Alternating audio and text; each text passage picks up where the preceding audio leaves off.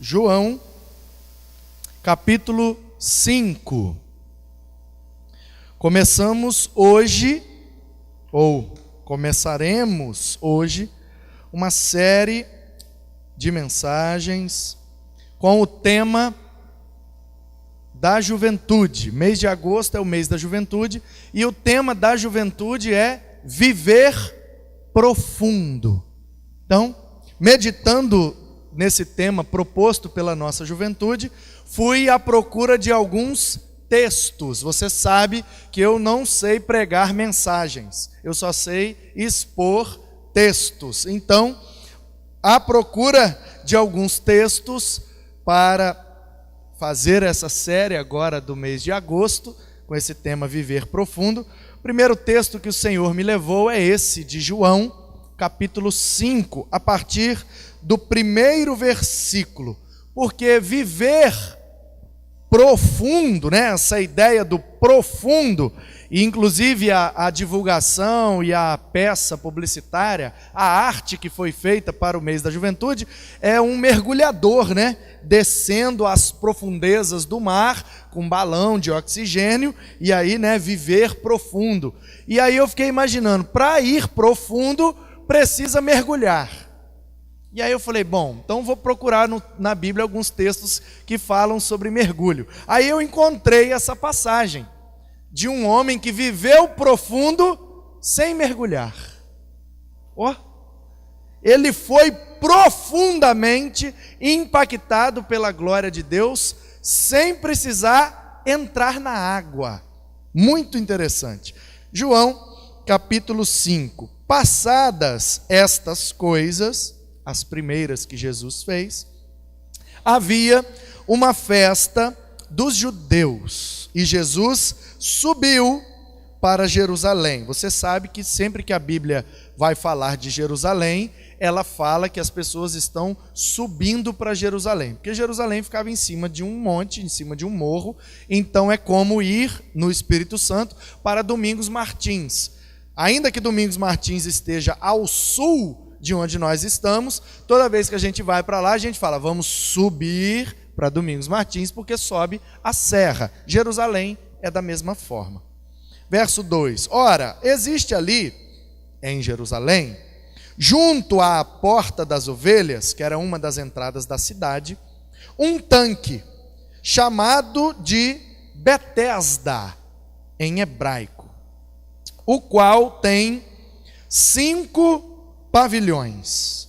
Nestes jazia uma multidão de enfermos, cegos, coxos, paralíticos, esperando que se movesse a água, porquanto um anjo descia em certo tempo, agitando a água, e o primeiro que entrava no tanque, uma vez agitada a água, sarava de qualquer doença que tivesse. Na minha Bíblia, existe nesse versículo 4 um colchetes.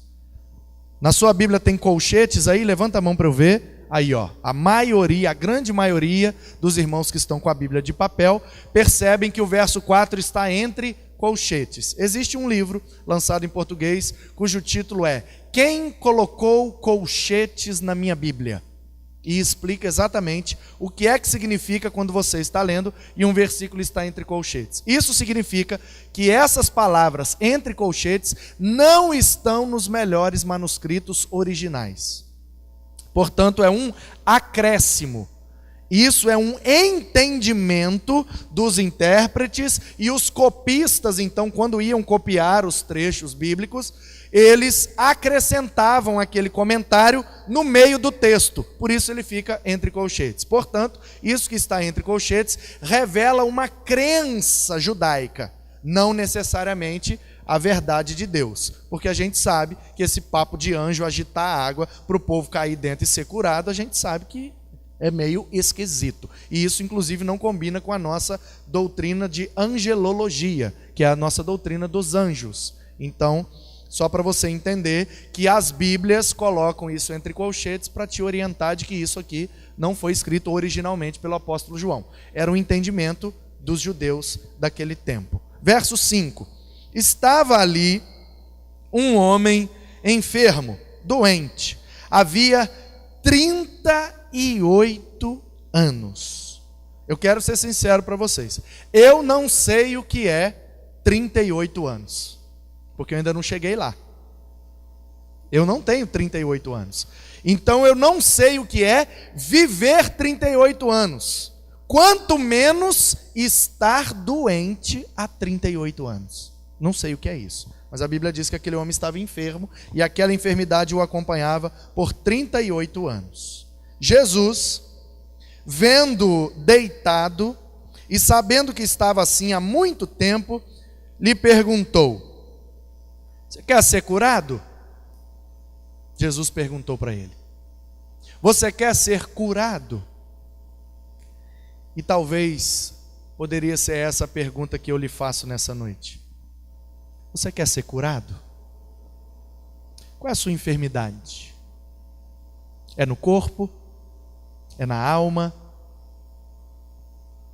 Onde é a sua enfermidade? Qual é a sua enfermidade? Não sei. O que eu sei é que o mesmo homem que curou esse enfermo está aqui nessa noite por meio do seu Espírito e pode nos curar nessa noite. Não importa se a nossa enfermidade está nas emoções, está no corpo, se está física ou espiritual, se é algo que a medicina pode tratar ou algo que a medicina não dá conta de tratar, não importa a enfermidade, porque a medicina não deu jeito nesse homem, ele estava lá há 38 anos.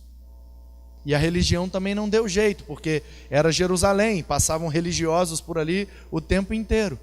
E Jesus chegou lá e solucionou o problema, e trouxe a cura. Portanto, eu não sei qual é a sua enfermidade. O que eu sei é que Jesus pode nos curar nessa noite. Versículo de número 7.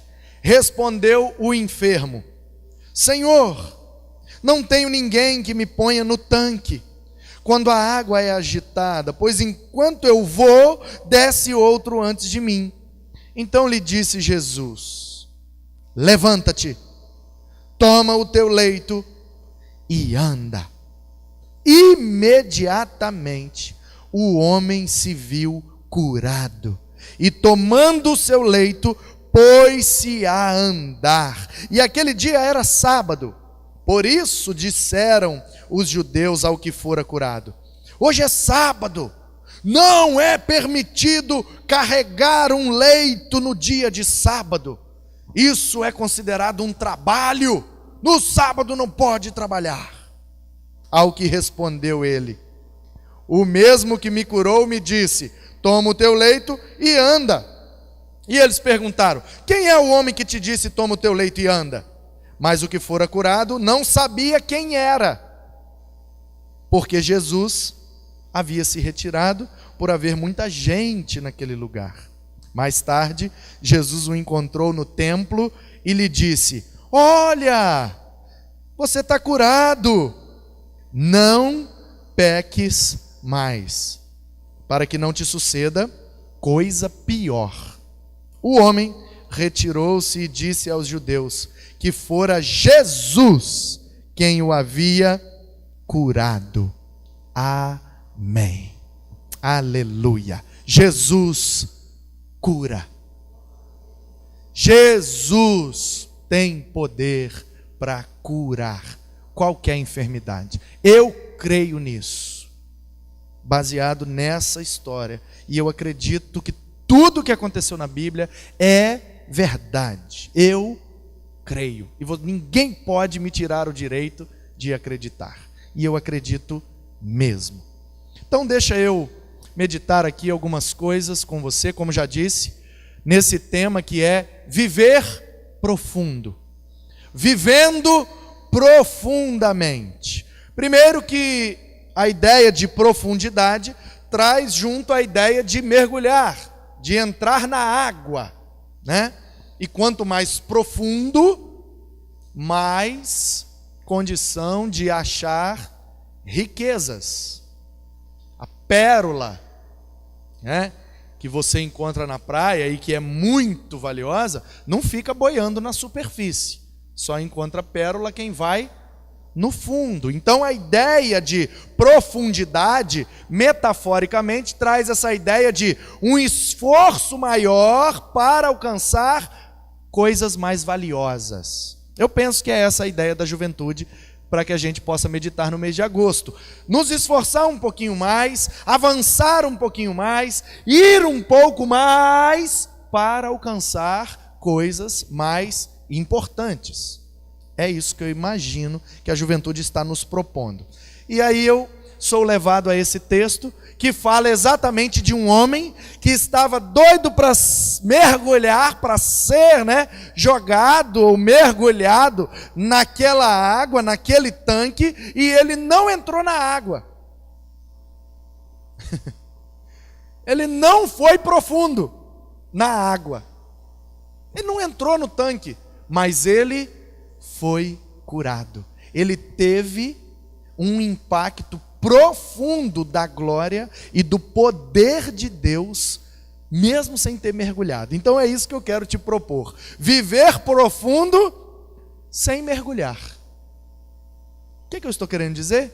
Viver profundamente em Deus, sem precisar cometer esforços absurdos para conquistar isso. Tem gente que nos propõe, que temos que fazer uma campanha de X dias, em determinado lugar, em determinada hora, e que se a gente fizer esse esforço, a gente vai alcançar mais profundidade. Não sei, queridos, não sei se Deus de fato exige isso de nós, porque o texto me sugere que Jesus não exigiu nada daquele homem. Ele apenas lhe perguntou: você quer ser curado? E o homem de livre e espontânea vontade respondeu: claro que eu quero. O negócio é que ninguém me joga dentro d'água. E aí eu imagino aqui, nas entrelinhas, entre parênteses no texto, Jesus pensando: quem é que disse que você precisa mergulhar dentro d'água para viver profundo comigo?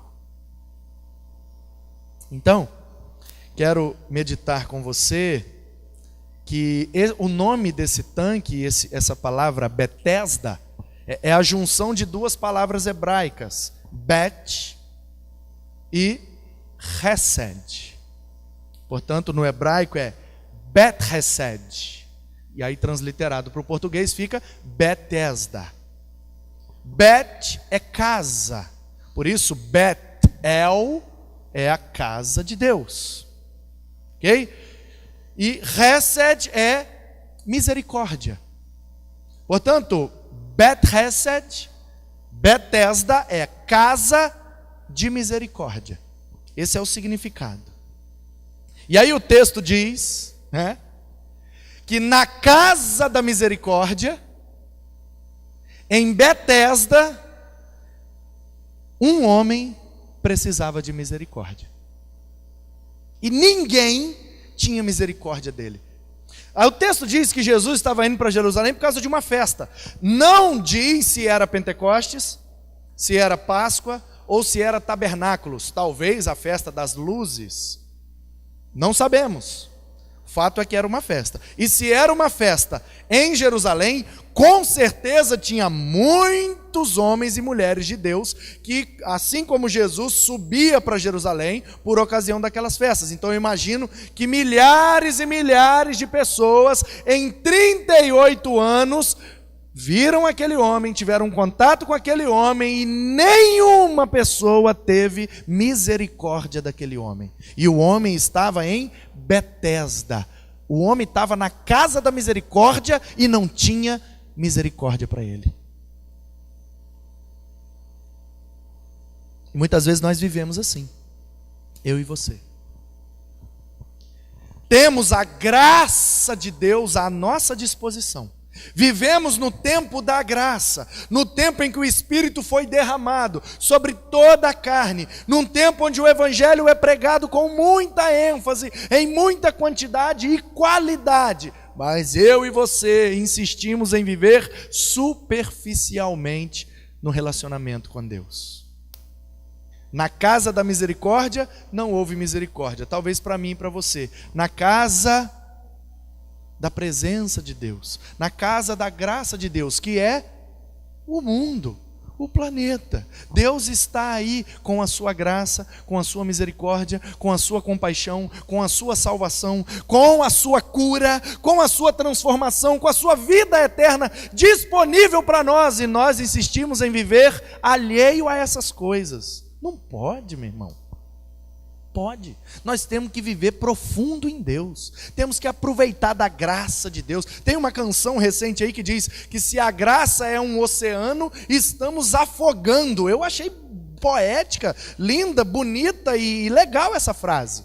Geralmente as músicas evangélicas recentes me causam um pouco de desconforto com as afirmações que são feitas, mas essa eu gostei. Se a graça é um oceano, estamos afogando. É verdade, porque é muita graça que está sendo derramada por nós, sobre nós, para nós e em favor de nós, queridos. Então não se contente em viver na superfície, não se contente com o que é raso, mergulhe profundo, se relacione com Deus, através da oração, através do ministério, servindo as pessoas, servindo a sua comunidade, servindo a sua igreja, profundos na palavra, no conhecimento. O povo perece porque falta o conhecimento. Então você precisa viver mais profundo em Deus e com Deus. Não seja como esse homem, que há tantos anos fica ali à margem, fica ali na beirada do tanque, mas não pula no tanque. Para ser curado, ele nem precisou entrar no tanque. Nem precisou. E muitos de nós, muitas vezes, nem precisamos fazer o que a gente acha que precisa fazer. Às vezes é mais simples do que parece. Às vezes basta que você responda corretamente à pergunta de Jesus: você quer ser curado? Pode ser que Jesus esteja perguntando para mim e para você nessa noite: você quer ir mais fundo? Quer mergulhar mais fundo? Quer buscar coisas mais valiosas? Quer buscar coisas mais importantes? Quer buscar coisas mais palpáveis, coisas mais robustas, ou você vai se contentar com esse farelinho, com essa migalhinha, com essa superfície? Está disponível para você. Então, cai de cabeça, mergulha, porque tem coisa muito boa para achar. Quanto mais profundos, mais teremos de Deus. E aí, o texto me sugere algumas aplicações. A primeira delas é que para viver profundamente em Deus, é preciso buscar as coisas de Deus. Buscar as coisas de cima, como diz Paulo aos Colossenses, no capítulo 3, né? Busquem as coisas do alto, se é que já fostes ressuscitados com Cristo, busquem as coisas de cima. O primeiro versículo diz que Jesus estava subindo para Jerusalém. Você sabe que Jerusalém é um símbolo da presença de Deus, porque é ali que Deus era adorado no templo.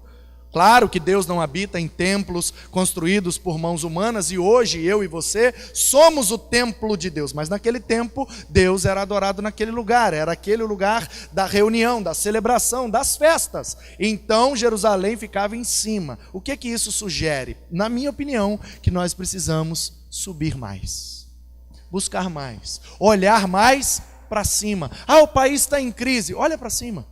Ah, mas está difícil, olha para cima. Ah, mas olha para cima e o Senhor do alto pode te curar. O salmista diz assim: elevo os meus olhos para os montes. E aí ele faz uma pergunta: de onde me virá o socorro? E aí ele olha para o céu: o meu socorro vem do Senhor, que fez os céus e a terra.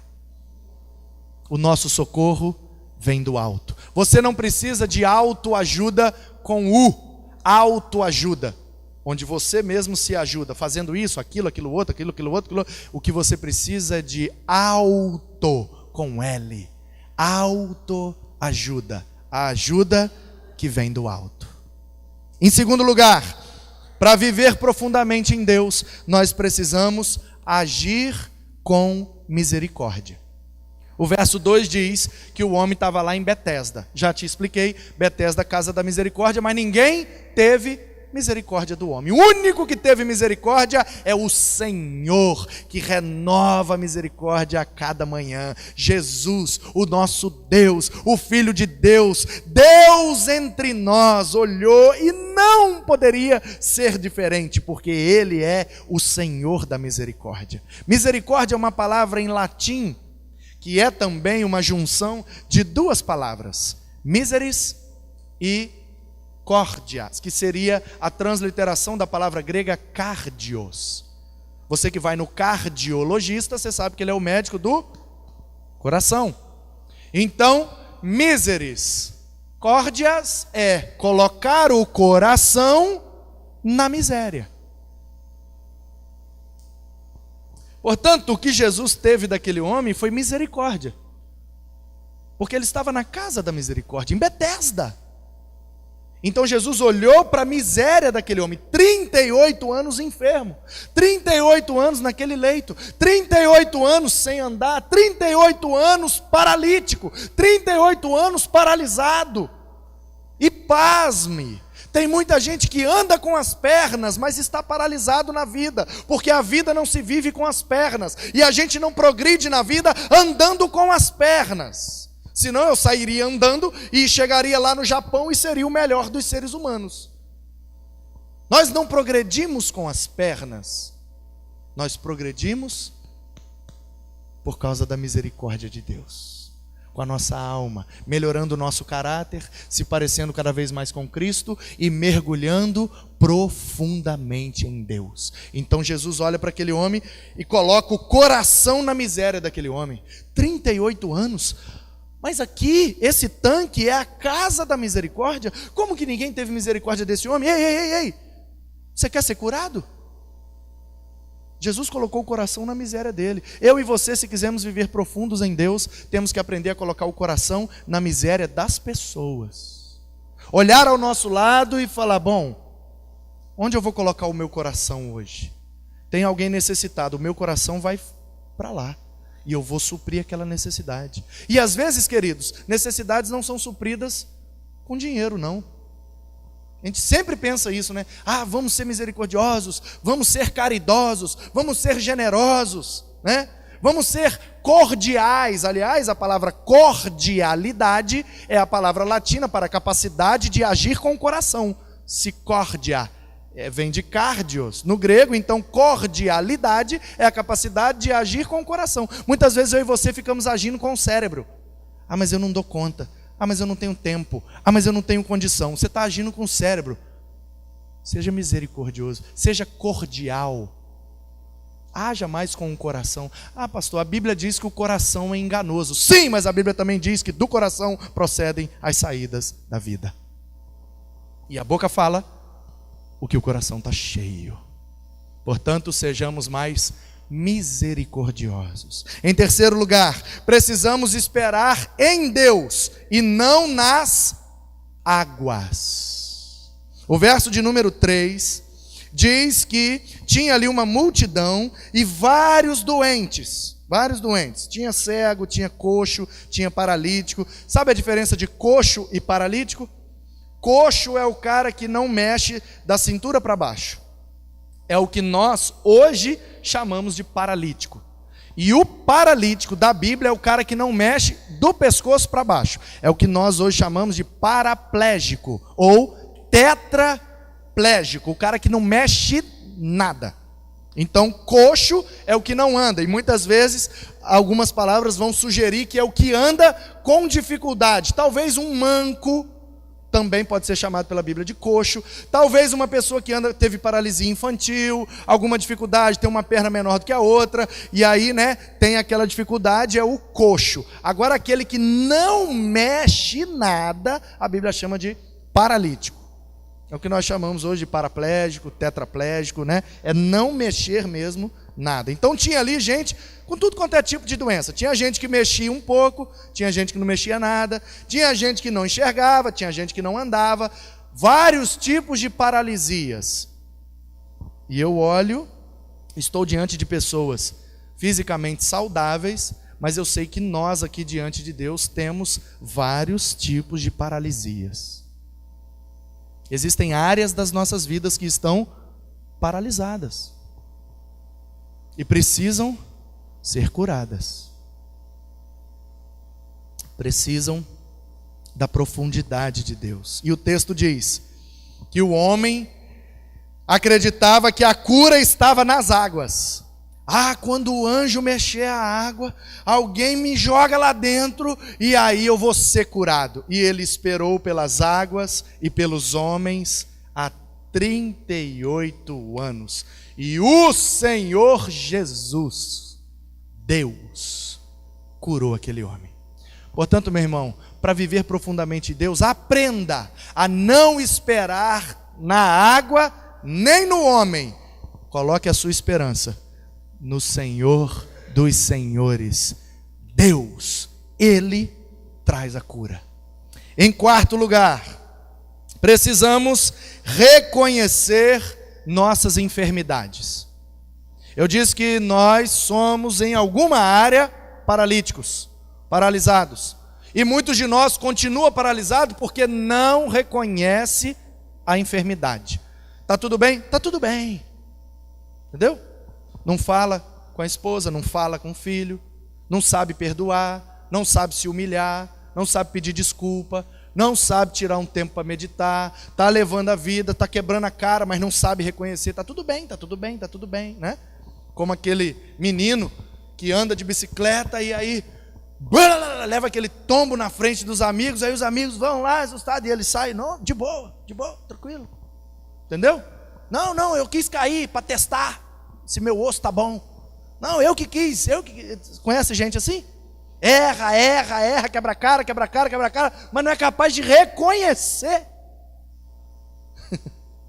E o verso de número 5 diz o seguinte: estava ali um homem enfermo há 38 anos. A Bíblia não esconde. O homem estava doente. E ele estava ali. Ele não escondeu de ninguém. Ele podia estar em casa. Não podia? Podia. Ele podia estar quietinho lá escondido. Eu não vou mostrar minha doença para ninguém. Eu vou ficar lá me humilhando na beira do tanque, esperando alguém me jogar lá dentro. E ele foi até inteligente, porque existiam vários tanques em Jerusalém. Por isso que a Bíblia identifica, ela era lá no Betesda.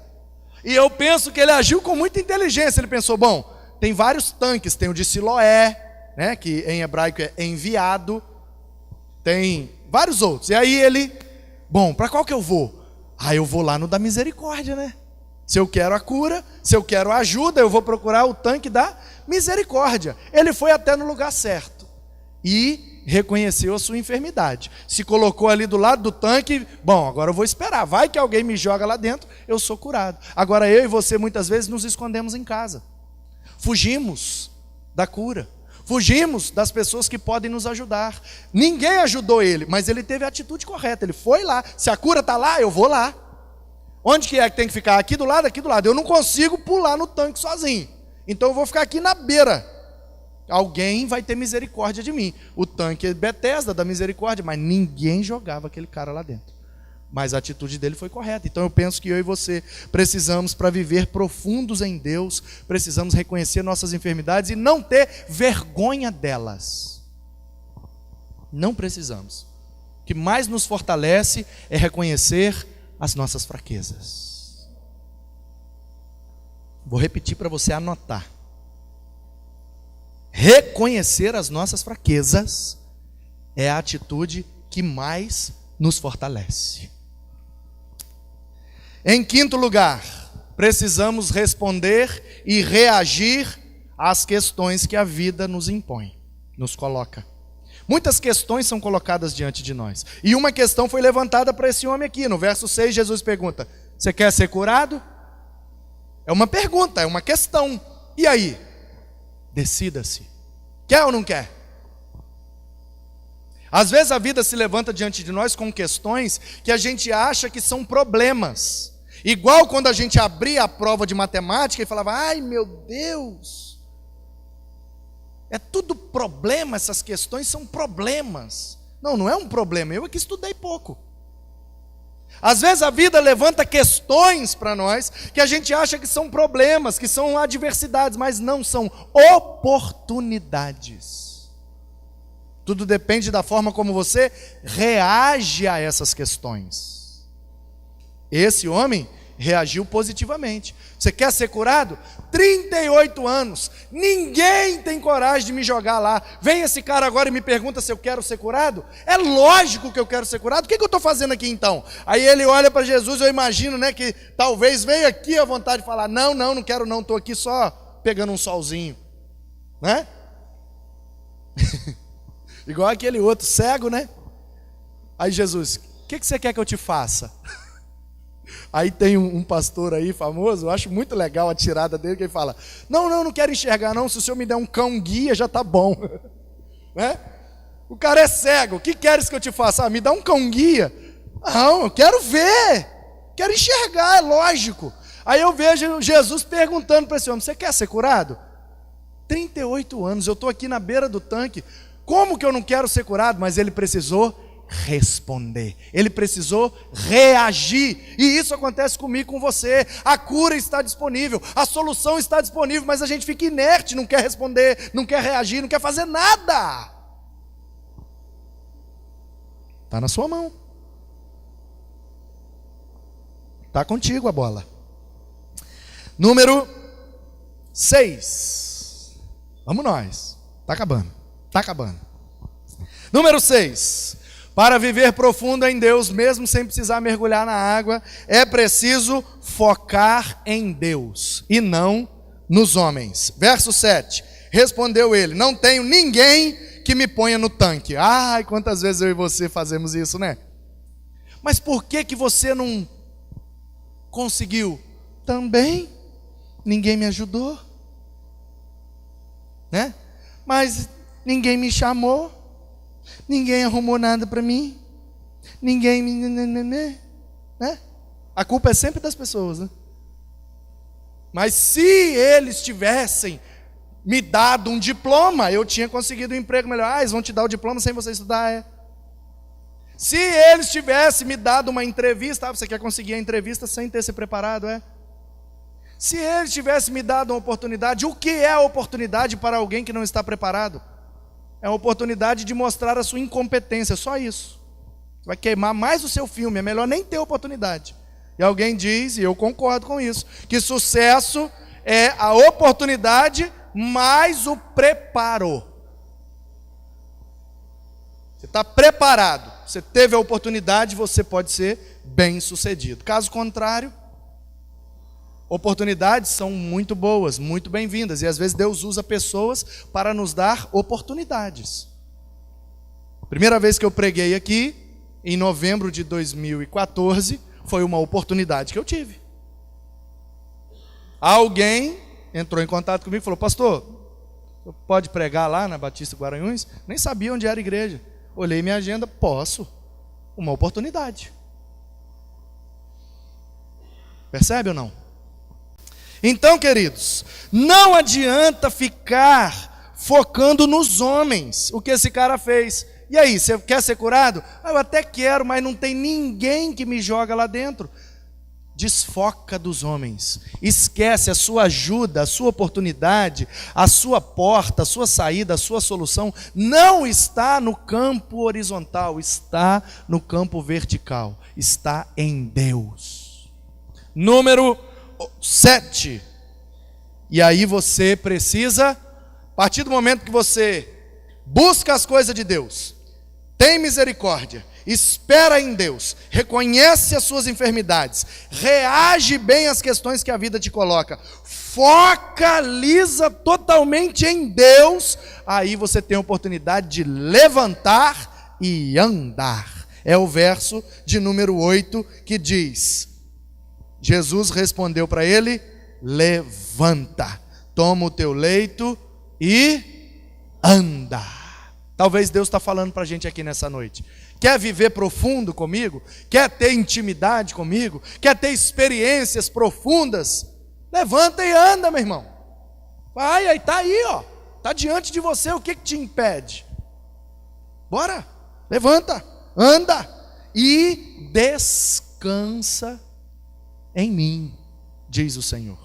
O verso de número 9 a 12 diz que aquele homem levantou, andou, imediatamente se viu curado, pegou o leito, foi andando, e aquele dia era sábado. Aí vieram os religiosos: não pode fazer no sábado, não pode curar no sábado, não pode carregar o leito no sábado, não pode trabalhar no sábado. O sábado é o dia do descanso, porque Shabat em hebraico é descanso. Por isso o sétimo dia é o dia que Deus descansou, é o sábado. Então, o homem no sábado foi curado, carregando a sua cama, mas estava completamente descansado em Deus, porque cansava era ficar entrevado 38 anos ali naquele leito. Agora, meu amigo, eu pulo, eu corro, eu danço, eu ando 50 quilômetros com você, porque andar com as pernas não é o que cansa é não andar com a alma, é não progredir na vida, é não crescer e aprofundar na presença de Deus. Isso é que cansa. 38 anos na superfície, 38 anos sem intimidade com Deus, 38 anos sem viver uma experiência com Deus, isso deve ser muito cansativo. E aí, o homem, no verso 13, dá uma resposta que eu acho muito interessante. E o que foi curado não sabia quem tinha curado. E aí eu aplico aqui para a minha vida e para a sua. Mesmo que nós não vejamos, mesmo que nós não saibamos, mesmo que nós não entendamos, precisamos crer que Jesus tem poder para curar. Ele nem viu quem curou, ele nem sabia quem era. Um homem normal, comum, e isso ensina muito para nós que Jesus era comum, era normal, se misturava no meio do povo e ninguém percebia e sabia quem era ele, de tão comum que ele era, de tão popular que ele era, de tão normal que ele não era diferente em nada. Inclusive, para prendê-lo, os soldados tinham muita dificuldade, porque ele e os seus discípulos era a mesma coisa. Ninguém sabia quem era o mestre e quem eram os discípulos, eles eram tudo igual. Por isso que precisou um dos discípulos beijar a face do mestre para mostrar quem era o mestre. E aí o homem diz: eu não sei quem me curou, eu só sei que eu estou curado. Mas você não viu? Rapaz, vi não. Mas você não entendeu? Não entendi nada. Mas você não sabe nem como ele é, se é alto, se é baixo, se é moreno. Rapaz, eu sei que eu estou curado, é isso que eu sei. E isso me faz lembrar, né? Lá no capítulo 9, tem a história daquele cego de nascença. O homem estava lá, né? Jesus veio e falou: rapaz, você quer enxergar? Eu quero. Então vamos nós. Cuspiu no chão, fez um lodo, né? Uma laminha lá e passou no olho do cara. Que milagre mais nojento, né? É porque Jesus usa o método que ele quer. E geralmente não é um método que a gente conhece, ou um método que é gostosinho, legalzinho, bonzinho para nós. Geralmente é o método dele, é meio estranho para nós, mas ele usa o método que ele quer. E aí ele cuspiu, geralmente os médicos lá pingavam um colírio. Jesus não usou o método do seu tempo não, ele inventou um novo método. Não tem colírio, então vai cuspe mesmo. Pronto. Agora vai lá no tanque de Siloé e lava lá. Porque também ficar com cuspe é nojento, então vai lá e lava. Aí o cara foi lá, lavou e... eu estou vendo. Aí novamente os religiosos chegaram: quem te curou? Ele falou: eu não vi. Eu acho muito legal. Pensa na pergunta idiota: quem te curou? O cara era cego, velho. Como é que ele vai ver quem curou ele? Ele era cego, ele não fazia a menor ideia. Ele ouviu uma voz: quer ser curado? Quero, creio, é o filho de Davi, vai me curar. Então ele creu, mesmo sem ver, e foi curado. Muitas vezes a gente fica esperando ver para crer. Meu irmão, creia e veja o milagre acontecer. O homem creu, o homem andou, o homem estava curado, e aí Jesus diz para ele: agora, obediência, hein, rapaz? Ah, eu estou curado, agora eu posso ir lá e fazer aquilo que eu não podia antes. Jesus, não. Você não pode viver do jeito que você quiser, não. Eu te curei para a minha glória. Então você trata de obedecer e não vai usar essas pernas novas que eu te dei para correr atrás do pecado não, hein, menino? Lê comigo, vê se não é isso que Jesus diz no verso 14. Estou inventando nada não, irmão, só estou lendo a Bíblia, olha aí, ó. Mais tarde Jesus o encontrou no templo e disse, olha, você está curado, não peques mais, para que não aconteça coisa pior. Então você presta atenção, que eu te curei para você viver para a minha glória. Não vai andar atrás do pecado não, porque senão a casa vai cair para o seu lado. Então, é assim que Jesus faz. Ele nos cura, Ele nos levanta, Ele nos permite viver em profundidade com Ele, mas não é nada para nós, é tudo para a glória dEle. E em último lugar, viver profundamente em Deus é viver, como você viu, curado, levantado de pé, podendo andar, caminhar, agora testemunhando daquilo que nós vivemos. O verso de número 15 diz exatamente isso, que aquele homem levantou, foi lá para o templo e começou a falar, a anunciar que quem tinha curado ele tinha sido Jesus. Não teve vergonha, não teve timidez, não teve medo, ele simplesmente testemunhou com autoridade, está acabando, com ousadia e autoridade, porque ele não estava falando de um milagre que aconteceu com outra pessoa, ele estava falando de um milagre que aconteceu com ele. Sabe o que é que te dá mais autoridade para viver profundamente em Deus? Falar das suas experiências, não das experiências dos outros. Aqui nessa noite, pode ser para mim e para você o tanque de Betesda, a casa da misericórdia. Queres ser curado? Então, que o Senhor, que curou esse homem, possa curar a mim e a você, possa nos colocar de pé e que possamos viver profundamente, mesmo sem entrar dentro d'água, profundamente impactado pela glória e pelo poder de Deus. Que Deus te abençoe, em nome de Jesus. Amém.